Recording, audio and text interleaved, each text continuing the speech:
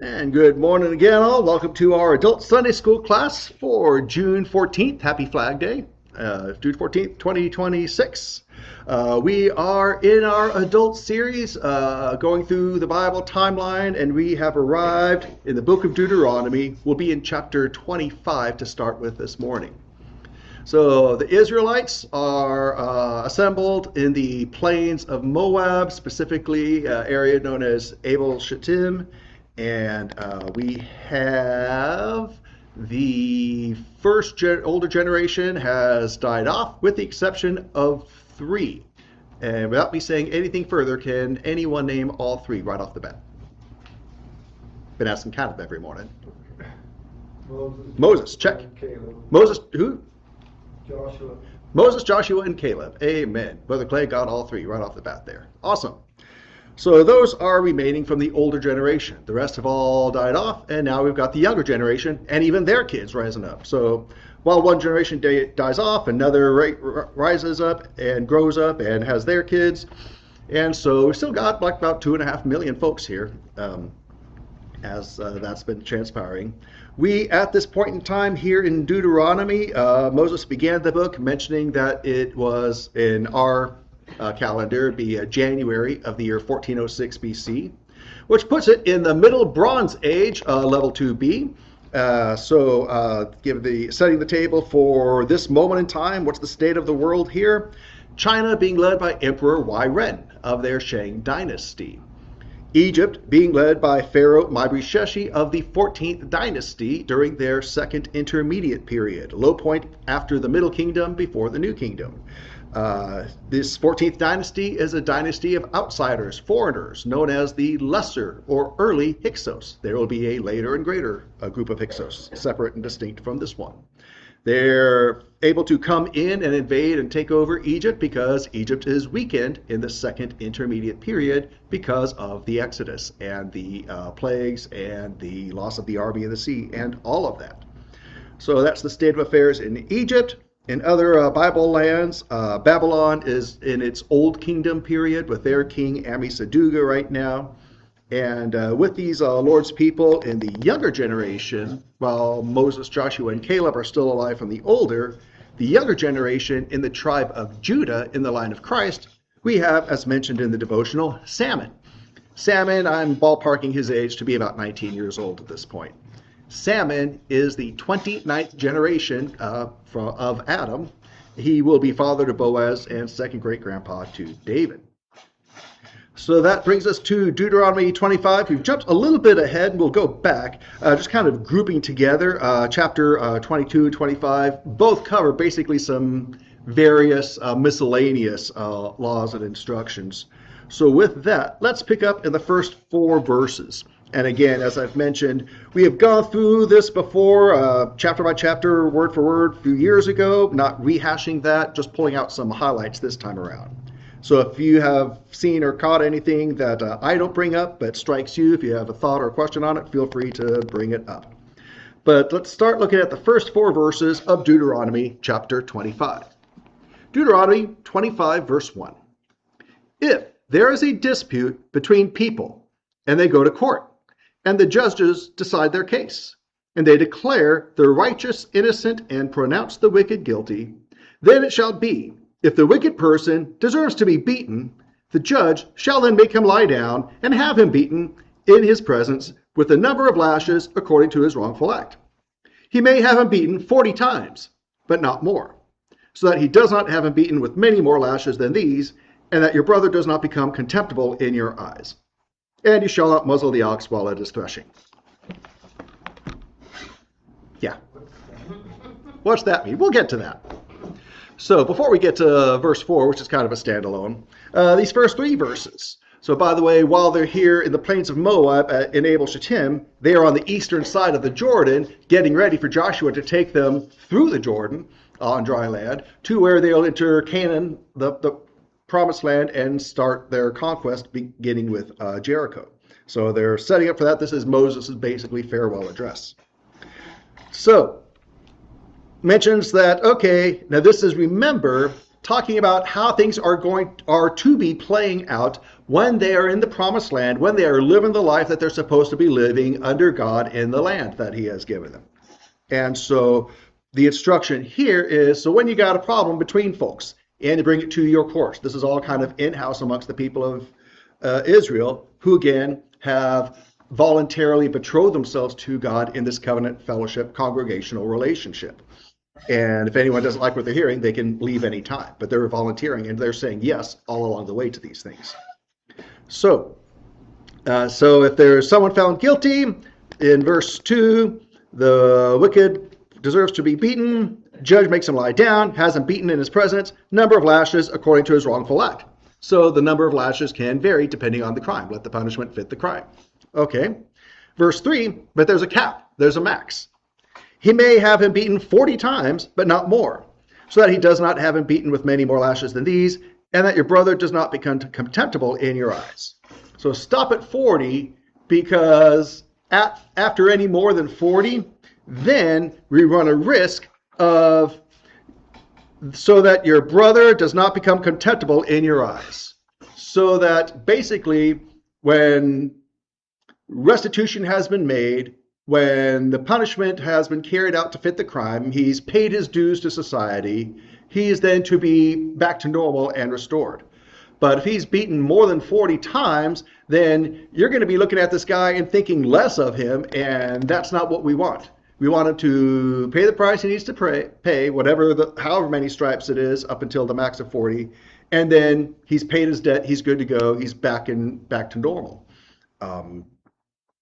I have another thought on this I'll get to in a moment, but first, just initial reactions to that concept and that instruction that's laid out here. All good? We're going to make sure we're not doing anything that deserves lashing with a wet noodle and all that stuff? Yeah. What if he dies in the process? What if he dies in the process? Well, I guess it depends on how brawny and hefty the person is carrying out the whippings there, and the one on the receiving end. But one of the reasons this is significant and worth bringing out here for our purposes is this is a concept that carries into the New Testament. The Jewish folks who were still not recognizing Jesus as their Messiah and were still carrying out the law of Moses that had been satisfied and fulfilled and set aside by what Jesus accomplished, they were still doing this. It happened to Paul. He mentions in the New Testament how more than one time he had received 39 lashes. Why 39? It had become the practice. Now, this is kind of a human nature mindset here. You ever start counting and then some distraction happens, then you forget where you were? You don't want to be the one being beaten and have someone forget the number they were on. So this actually became the Jewish practice is, where 40 was the max, they would actually stop at 39 in case they had miscounted once. Because they didn't want to break the law and exceed the 40. So that's why Paul says, on multiple times, I received 39 lashes. So when you see the phrase 39 lashes in the Bible, that's why, because they don't want to miscount and accidentally overshoot the 40. So there you have it. So there's that. But now, if nothing further on the lashings, verse 4, you shall not muzzle the ox while it is threshing. So using an ox to thresh, basically the threshing of wheat is a process, and there are a few different methods of doing this, where the purpose of the threshing process is to separate the wheat from the chaff. As I like to say, the fluff from the stuff. The chaff is all the extra stuff that's useless and unnecessary, and you want to separate that, so you're left with the wheat. That's the good stuff. You want to get rid of the fluff, so you're left with the stuff. That's a threshing process. And oxen were used in one of these methodologies to accomplish this in this process. So what Paul says in Deuteronomy 25:4 is, you shall not muzzle the ox while it is threshing. What does it mean to muzzle? To Cover. Yeah. what she said? Cover. Yeah. But the specific area. Yeah, the specific area, the Hannibal Lecter mask, right? Or you see sometimes you see it on animals, you see it on dogs and whatnot, where they've got a muzzle on them, keep them from biting and eating something they don't need to be biting and eating.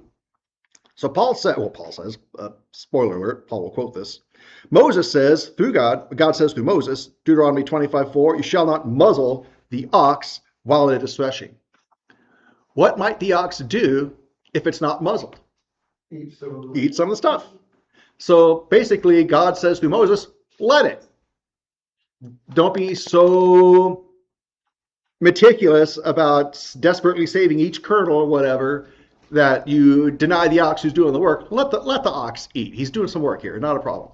Just like as mentioned in our earlier verses, and we'll get to some actually here, I think, about when you're harvesting your grapes and your grain, don't go back for every little dropping. Leave some for the poor and the foreigner, etc., which is what Ruth was doing. It's called a gleaning process. You're gleaning the leftovers. And so, Deuteronomy 25:4, don't muzzle the ox while it is threshing. That is quoted by Paul. Let's go to 1 Corinthians chapter 9.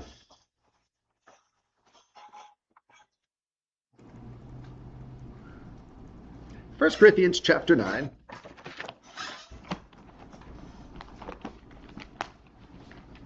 Paul will actually quote this verse twice.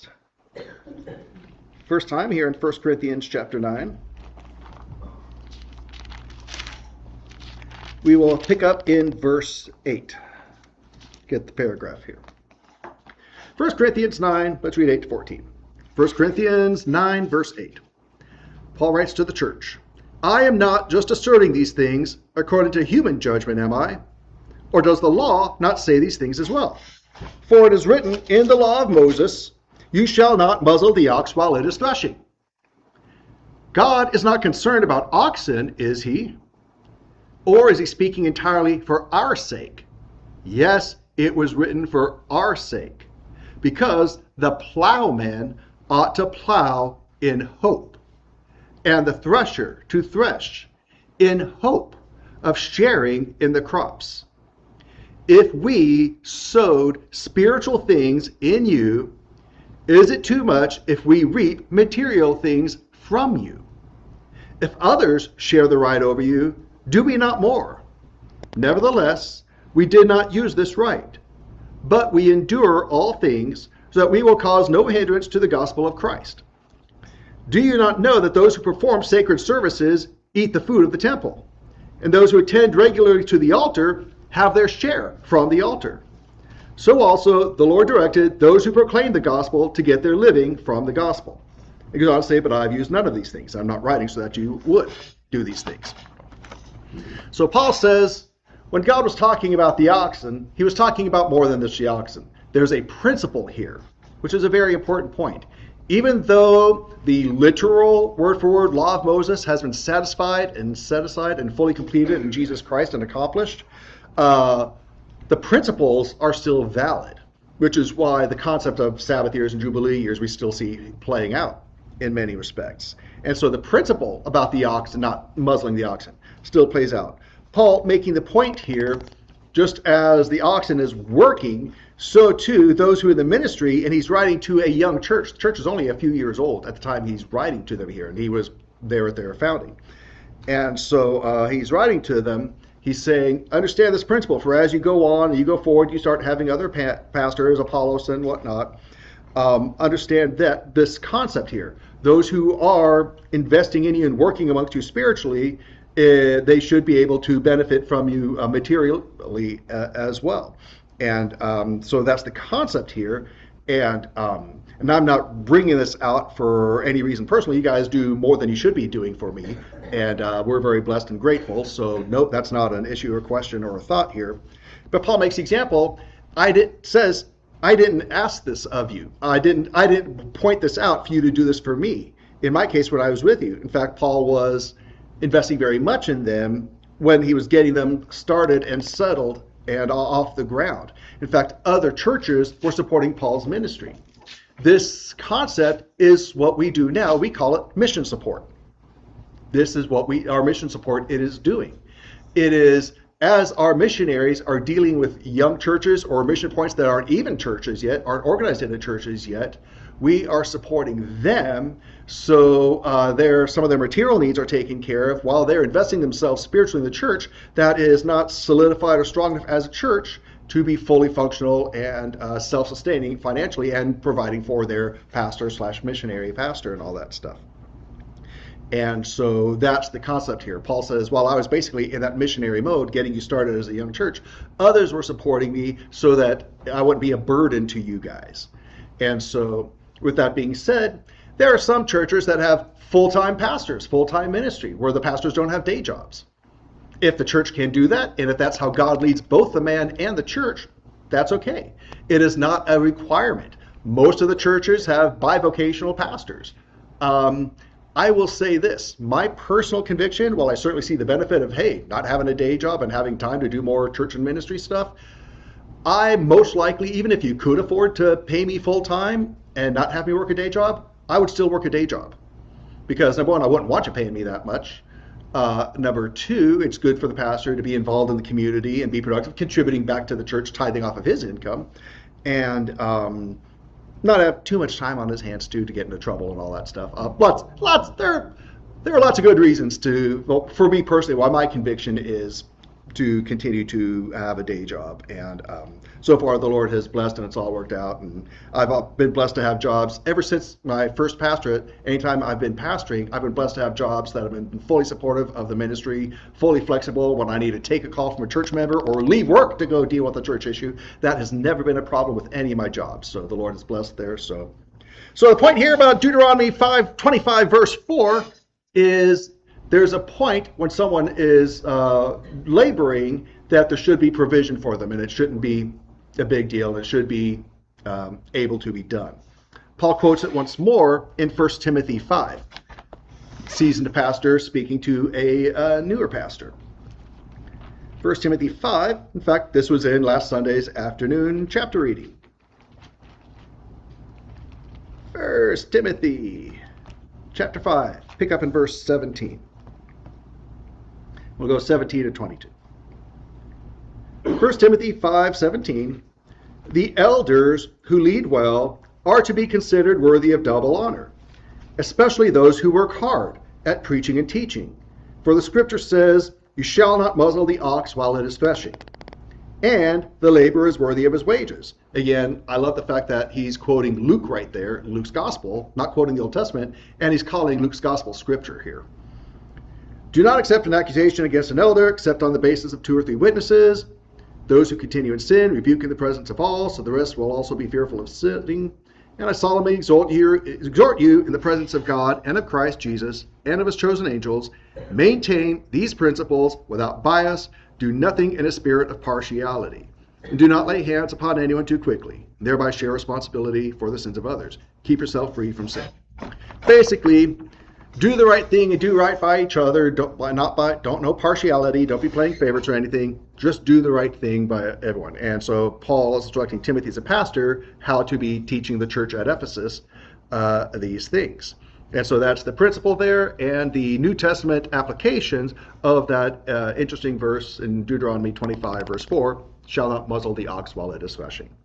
So thoughts or reactions or questions, comments on the verse in Deuteronomy or the New Testament application of it? All good? And again, I have to say for the record that you guys do more for me than you should, and I'm very grateful. I do not take that lightly whatsoever. So moving on down from that, where else do we want to go? Let's see here. Let's go to Deuteronomy 25. Let's pick up in verse 17.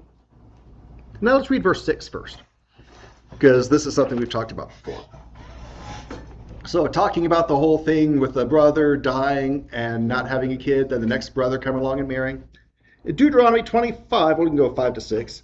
When brothers live together, and one of them dies and has no son, the wife of the deceased shall not be married outside the family to a strange man. Her husband's brother shall have relations with her and take her to himself as his wife and perform the duty of a husband's brother to her. Verse 6 is where I wanted to hit on. It shall be then that the firstborn to whom she gives birth shall assume the name of his father's deceased brother, so that his name will not be wiped out from Israel. So basically, when a brother marries his older brother's widow who had no child and has a child with her, the firstborn child is dedicated to the deceased husband brother. But it's only the firstborn. After that, kids beyond that are considered his and on from there. So important distinction there that it wasn't all those kids are attributed to the deceased brother, father. It's that just the firstborn is, so that as to carry on the legacy of the one who's deceased. So, questions, thoughts there? What if she didn't want to marry him? What if? Or what if he's a jerk? Or what if he's a jerk? Well, look at poor Tamar. Y'all remember the story of Tamar and Judah? Well, yeah. So, quick storytelling time. Going back to Genesis 38, I think it is. While Joseph was in Egypt, Judah, very early, he must have been young to do this, as I'm doing the math with what the ages had to be for all his kids and grandkids to be able to come be part of the 75 going to Egypt. So, Judah marries a woman and has a bunch of kids with her. Onan, and Shelah. And then his wife dies. Well, more on that later. So, Ur gets married and then dies. I might be getting their names wrong, but it's been a while. Anyway, so brother dies, Judah's son, and then so the brother goes and marries Tamar in place. Well, he doesn't want to do this, so he basically does not complete the act. And I won't get into the graphicness, but he does not complete the act. And the Lord strikes him dead for not doing the right thing here. Well, I think the first one was evil and was struck dead. The second one did that and was struck dead. So now Judah's got this last son, Shelah. I'm like, I'm not liking the trend graph here. So he says, when the little one grows up more, then yeah, sure, Tamar, you can have him. Well, then Tamar realized, well, it's been more than a time and it ain't happening. So she takes matters into her own hand, dresses as a temple prostitute. Judah, who's a widow himself, meets her on the road, says, hey. And she says, okay, yeah, give me your staff and your ring or whatever, your signet. And sure. So they get together and she becomes pregnant. He has no idea who it is. So she comes home and 3 months later, it's obvious she's pregnant, and he's told, well, she needs to be taken out and killed for doing this thing. And then she says, yeah, the guy who's the father here, this is his stuff. And Judah's like, oh, crud. And he says, she was more righteous than I was. And so she has twins, Perez and Hezron. Perez, as the son of Judah, is in the line of Christ. So the bloodline of Christ came through that experience based on this whole Levirate marriage concept here. Yeah, so that happened. Reactions, thoughts? If people would just do the right thing from the get-go, save a lot of mess, right? But they didn't always do that, neither do we. But even that doesn't. Yeah. How would you feel that would go? To get a modern day twins. Yeah. Go over very well. Yeah. It's usually the uncles that are the weird ones, right? Everyone's got a weird uncle. What if she can't have children? Oh, that wouldn't be anyone's That fault. Yeah. wouldn't be, Well, like the hypothetical that the Sadducees who don't believe in a resurrection presented to Jesus. And what if there are seven? One bride for seven brothers. And none of them have kids. Whose wife is she going to be? Right, yeah. And so, yeah, if it doesn't happen, it doesn't happen. But not for lack of trying. I understand that. Yeah. I understand the concept of it, and it's to maintain, God's plan and an order for things, and to protect women. I understand that, but it just seems horribly unbalanced. Well, and it seems like it doesn't give the woman a voice. Here's an interesting. Because seriously, there's no way I'd be marrying your brother. Any of them. Sorry. Yeah. Well, and it did again, different society, different concept. Right, And right. here's the thing, and that's exactly where I was going to go, and is this is strange to our 21st century California ears, where this was one of the first places for at will divorce and all that stuff. Um, it's a different culture and a different concept and a different mindset. And it's one where the sense of family, the sense of marrying into a family, yes, therefore a man shall leave, but still there's such a broad sense of deepness in family to where this is natural, as foreign as it seems to us, or this is just the natural right thing to do. For because in our family we honor each other so much that my brother did not live to have a legacy with to have a child and a legacy, then I'm going to honor my brother, and as the wife, she's going to honor him by marrying the next brother and having a son dedicated to that man who did not live to see his legacy continue. And so it was that deep sense of family honor and loyalty and devotion that we don't really have today. So I think there's a pendulum swing and a balance that can be struck, where we don't have to be thinking about the list of our spouse's siblings and all the could have beens, and that we're glad we dodged those bullets. But we could stand to have more of a sense of stronger family deepness and honor and loyalty and commitment is a beautiful thing. But so that's the concept there from verses 5 and 6. Anything else on those? So it's again only the firstborn. Let's move on. So let's skip down to verse 17. Deuteronomy 25, 17 to the end here. The important reminder. Deuteronomy 25, 17. Remember what Amalek did to you on the way when you came out of Egypt. How he confronted you on the way and attacked among you all the stragglers at your rear when you were tired and weary. And he did not fear God. So it shall come about when the Lord your God has given you rest from all your surrounding enemies in the land which the Lord your God is giving you as an inheritance to possess, that you shall wipe out the mention of the name Amalek from under heaven. You must not forget. So these Amalekites, Amalek is grandson of Esau, these Amalekites made themselves sworn enemies of Israel. They attacked them in Saudi Arabia, in Rephidim. And how did they attack him? It's described here in verse 18. They attacked among you all the stragglers at your rear when you were tired and weary, and he did not fear God. So, not cool. And so they made themselves sworn enemy of God and God's people. God says, then I'm going to be a sworn enemy to you. And he tells his people that ye all need to be taking these people out because of this. Well, as with the promised land, not everyone gets taken out. The line of Amalek continues to the point to where you have Saul and King Saul in his day before David, dealing with the prophet Samuel, where they dealt with a king Agag, who was an Amalekite. And this is where one of the places where the kingdom gets taken from Saul, because Saul was told to take him out. And Saul and the people kept the booty and kept the king alive. And Saul tries to tell Samuel, hey, we did it. And Samuel says famously, what's this bleating of the sheep I'm hearing in my ears? Why am I hearing this if you wiped everything out?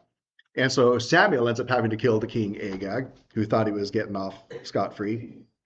And but even that didn't take out the line of Amalek, because years later and miles away, in the land of Persia, modern Iran, we have the story of Esther, the true account of the king of Persia, Xerxes from the movie 300, who, after his dealings with Sparta and Greece, marries Esther, and the whole palace intrigue. The bad guy of that account, Haman, was an Agagite. He was an Amalekite. So he was a sworn enemy of the Jews, and he was out to genocidally wipe out the Jews. So that line has continued. How's it continued since then? In Psalm 83, I think it is, there's mention of 10 nations rising up against the Lord's people. One of them is Amalek. It's been mentioned that the Antichrist comes out as one of 10 nations. And so could it be 1 in 10 chance that the Antichrist will be an Amalekite? I don't rule it out. The Amalekites, originally we first hear of them in Saudi Arabia, in Rephidim. That's where the birth of Islam was, and that's where a lot of the Muslim dispersion, came out from there. So a lot of people were born in Saudi Arabia. Osama bin Laden was born in Saudi Arabia. His son Hamza bin Laden, who's leading Al Qaeda right now out of Afghanistan, born in Saudi Arabia. Al-Julani, also known as Al-Shara today, his war name was Julani, leader of Syria. He was born in Saudi Arabia. So could there possibly be tracing back to Amalekites? I don't know. Could be, but just a thought. So so remember those Amalekites. Those are sworn enemies, and they're going to need to be dealt with, and they're going to be an issue for a while. And so we see that they are. Any reactions, thoughts, questions on Amalekites and the history and Hatfield-McCoyness of that? All good? Okay, well, that's Deuteronomy 25, some various laws. Let's go back to Deuteronomy 22 and pick up with some more various laws. In fact, in my Bible, that's the heading over both of them. So, here's something that all of us would be happy to do without question or thought or begrudging, right?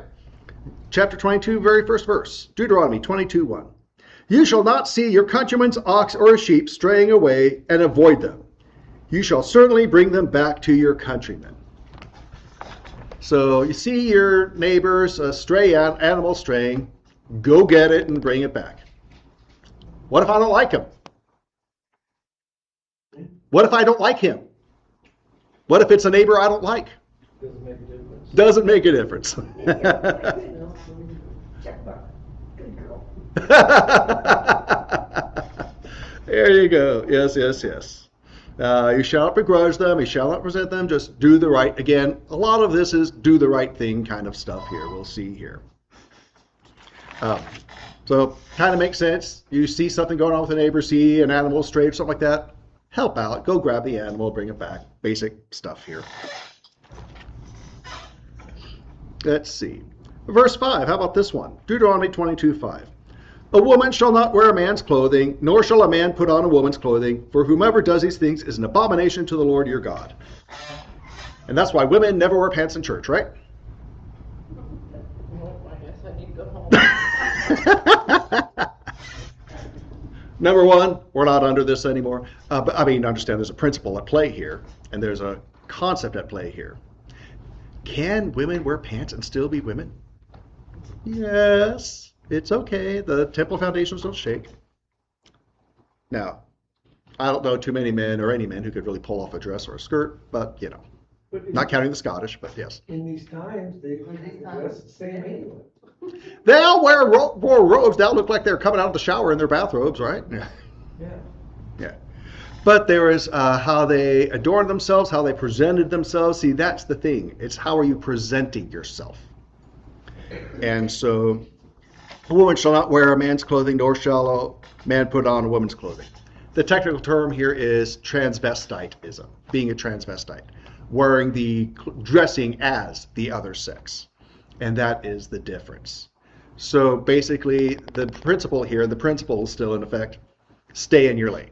And again, who is this written to? The world? No. If King Amisaduga of Babylon wanted to have a bunch of women's wardrobe in his closet and dress up at night and get his freak on, he's free to do that. Sure. He's free to do that. Again, as mentioned in the topical Q&A, only 3 questions. Is King Amisaduga saved? Yes or no? If he's not saved, well, that's the only thing he needs to take care of. If he is saved, okay, are you serving in congregational, what's the word I'm looking for? Covenant relationship with the Lord and his people? No. Okay, then you got your salvation and then it doesn't matter. And if you are serving in that capacity, which he's not, then are you being faithful or not? And so yada yada. So it doesn't apply to the world. This is for the people who are in a covenant congregational relationship with the Lord, that they are agreeing they're not going to do this. They're not going to blur the lines to where you're not clear if someone's a man or a woman, or there's a woman definitely trying to dress like a man, or a man definitely trying to dress like a woman. And so you're being true to your God-given roles, and you're carrying those out. And again, it's not a superiority thing, or man or a woman. There's an equality there. There's a distinction and different purpose, different lanes, but equal in value and merit. So thoughts, comments, questions on dressing like how we dress and how we appear in regards to this. Pretty straightforward. No confusion, no questions, no issues. Not a problem. All right. What else do we got? Well, this gets a little curious when we skip down verses 9 to 11. Deuteronomy 22, verse 9. You shall not sow your vineyard with two kinds of seed. Otherwise, all the produce of the seed which you have sown and the yield of the vineyard will be forfeited to the sanctuary. You shall not plow with an ox and a donkey together. You shall not wear a material of wool and linen combined together. Huh? Yeah. Brother Clay says, yeah. Yeah, huh? What's going on here? What do you think? This is just silly? This is just arbitrary?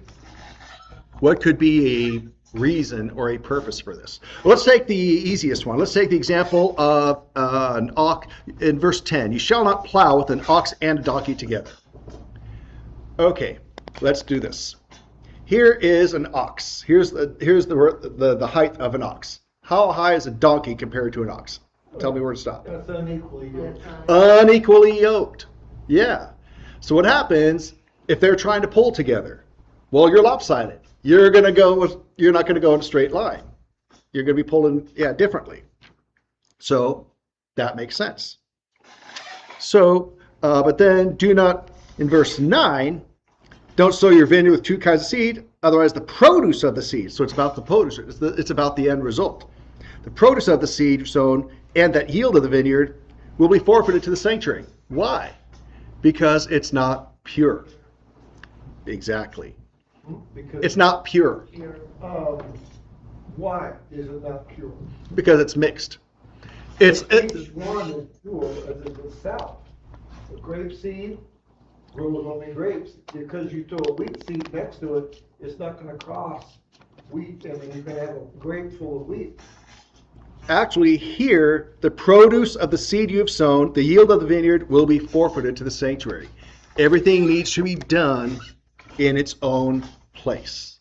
Everything needs to be done in its own separate lane. There's a theme here, and it goes right back to the cross-dressing. There's a theme here of keeping things within the right lane. Keep in mind, they're being called out from the world to do things contrary to, in the world, even before modern times, it's more of a concept of it's all good.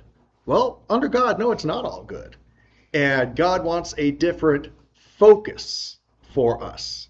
So here, he's trying to get his people coming out of the world to have a way of life to where their worship of the Lord, their devotion to the Lord, their thoughts towards the Lord carry out in the day-to-day things they do, in how they dress, in how they farm as an agricultural society, and how they plow, and the fabrics that they weave together in the last one, verse 11 there. So Sister Ashley. I'm sorry. Please. Interrupt. So wait a second. So it's not so much the concern, like Brother Clay says, that there's going to be all kinds of weird crossbred fruit. It's just for appearances? I mean, I'm not... Not appearances. Not appearances, but processes and results. So the Hebrews are not to have any GMOs.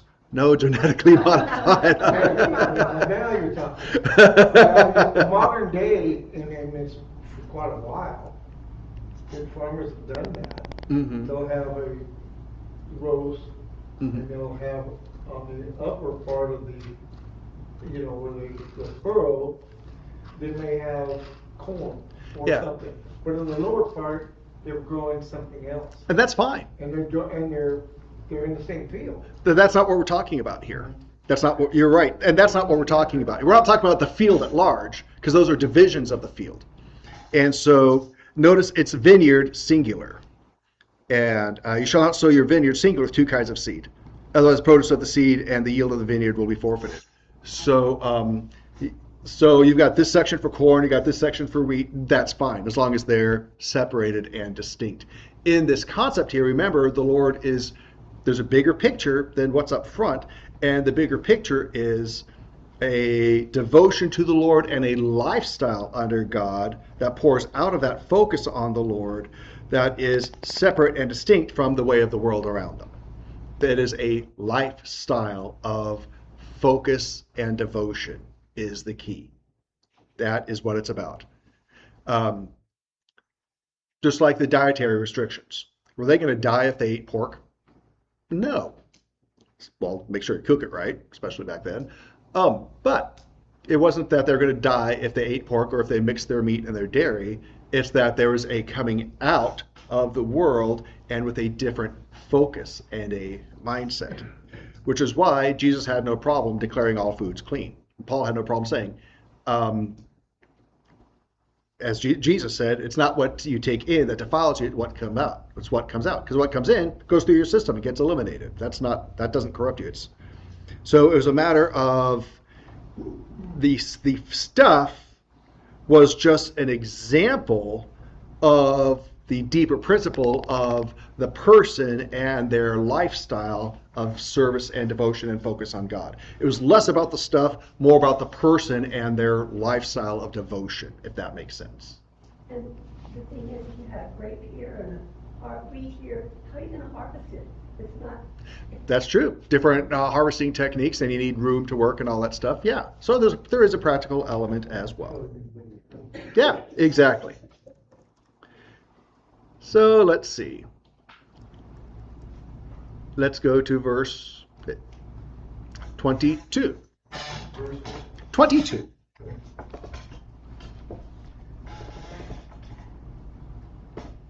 Verse 22, if a man is found sleeping with the married woman, both of them shall die. The man who slept with the woman and the woman, so he shall eliminate the evil from Israel. That's where we have the woman caught in adultery in John chapter 8, brought before Jesus. It was because of that verse. So that's where that comes from. When they say, hey, Moses said, that's where they're referring to back there. Thoughts, questions on that? Pretty straightforward. Find a lot of people hanging from trees. Find a lot of people hanging from trees. Yeah. It's, again, the way of the world, all that stuff. But is that in the church, or in the Jewish tradition, or did that apply to everybody? I mean, you know what I mean? Again, if I'm understanding the question right, did that apply just to the Jews in the church, or is this everyone? Same standard here. Because I can't see how you're going to kill everybody that ever committed adultery. Right, exactly. It's not realistic or practicable. In fact, that's not the intention. This is not intent. Now, if the world at large were to refrain from adultery, would that be a good thing? Sure, of course. But this is not, they are not bound to this. They are bound to their own God-given conscience, as we talked about, Romans chapter 2 and all that stuff. But they are not bound to the Bible. They're not bound to the church or the congregation of Israel because they're not a part of it. And they haven't committed to it. Again, it's only, are you saved or not? And if you are saved, then are you part of the congregation of the covenant people? If you're not, this doesn't apply to you. Be good if you lived it out, but you're not. You're not held to this. You're held to whatever your God-given conscience tells you in your relationship with God. So, and bottom line, if you're not in the covenant people, it's only one question: are you saved or not? All your sins before you're saved, but don't matter because only your first one got you in hell. So all the sins after that don't make you any more lost. And so once you're saved, all your sins after it don't make you any less saved. So there's only one question: are you saved or not? For those outside the covenant people. So this doesn't really apply in that sense, unless this is the sin they're guilty of that they need to address. But basically, to Sister Ashley's question and point, remember when we have to look at the Bible to ask the questions: who, what, when, where, why. This is God speaking, not to Babylon, not to China, not to Egypt. This is God speaking to his new nation of Israel in their agreement together, in their entering into a covenant together. What is that covenant they're agreeing to? And they're agreeing to that this is going to be the standard and the case. And they're the people who are being held to this and to whom it is applying. Which brings us down to verse 28. 29. Deuteronomy 22, 28, and 29. If a man finds a girl who is a virgin, who is not betrothed, seizes her, has sexual relations with her, they are discovered. The man who had sexual relations with her shall give the girl's father 50 shekels of silver. She shall become his wife. Because he violated her, he's not allowed to divorce her all his days. So I didn't pull up what the dollar equivalent would be of 50 shekels. Again, shekel is a measure of weight.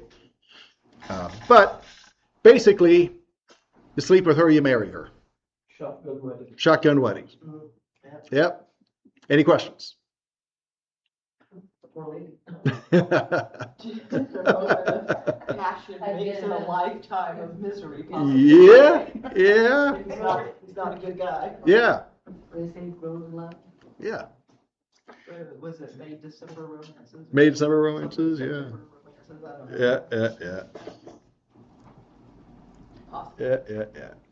And so that is actually, looking at the time here, a good place to wind down for this evening, having looked at chapters 25 and 22 and some various laws there. We'll pick up next week with some thoughts in chapter 23 as we are on the tail end of the book of Deuteronomy and Moses' farewell address to the people, which is setting us up for the passing of Moses going home to be with the Lord and Joshua taking up the reins, leading the people across the Jordan. So any other thoughts, comments, questions on any of these things we have considered this morning? All righty, we will call it good. Let's go ahead and stop our recording, and let's get ready to go before the Lord in worship and praise and music.